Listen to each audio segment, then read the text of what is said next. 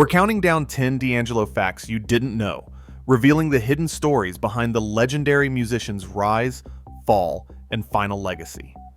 From his earliest inspirations, deep in church pews, to the moments of creative alchemy that redefined soul, through private battles that nearly ended it all, each entry uncovers a new side of D'Angelo. Some surprising, others heartbreaking, all essential to understanding his impact. Expect tales of secret sessions, industry-altering collaborations, and the quiet influence he wielded behind the scenes. Which moment stands as the most powerful in his remarkable journey? Let's begin with number 8, D'Angelo's Pentecostal church roots. 8th place goes all the way back to Richmond, Virginia, where D'Angelo's story starts in the pews of a Pentecostal church. See, before he was a neo soul icon, Michael Archer was a preacher's kid, singing and playing piano for Sunday services by the time he was 4. Those early years on the church circuit shaped everything: his call and response style, his ear for gospel harmony, and the raw emotion in his voice.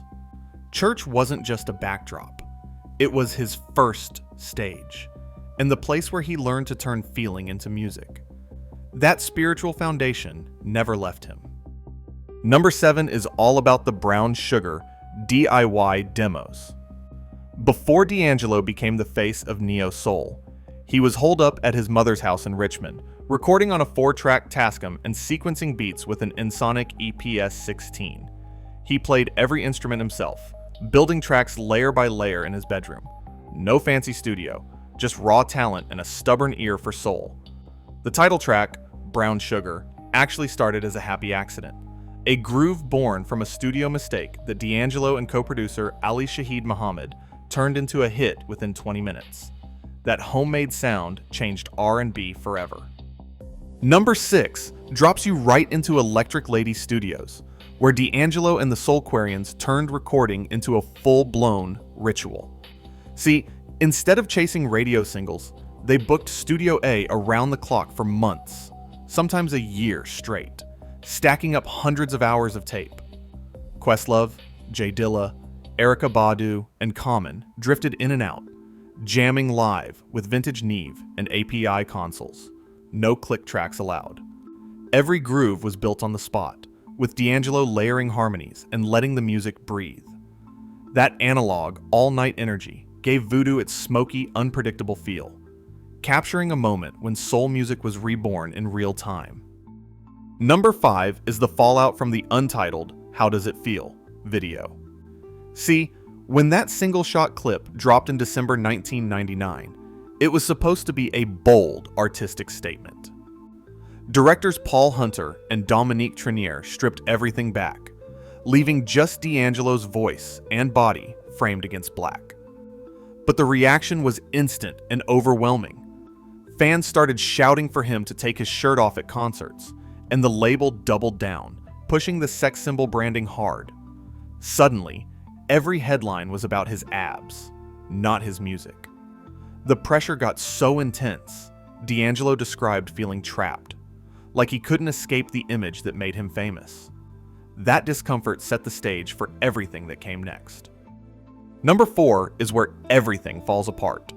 After years of pressure and non-stop touring, D'Angelo hit a wall in 2005.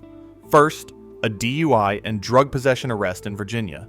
Then, just weeks later, a car crash that nearly killed him. Police found him on an icy road. His SUV flipped with multiple fractures and internal injuries. Friends like Questlove and Angie Stone tried to pull him back, but the damage ran deep. He checked into rehab and disappeared from the spotlight for years, missing in action while rumors swirled. That long silence wasn't a creative break. It was survival. Coming to the top 3, Black Messiah wasn't just a comeback. It was a resurrection.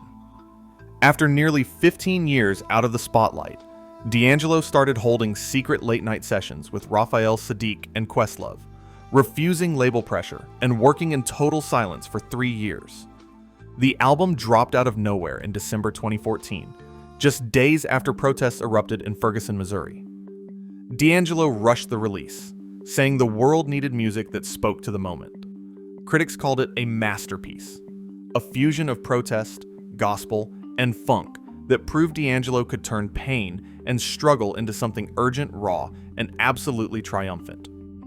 Number 2 is about the legacy you don't see in the charts. D'Angelo's quiet influence on a whole new generation of artists. See, while he shied away from the spotlight, his fingerprints are all over modern R&B,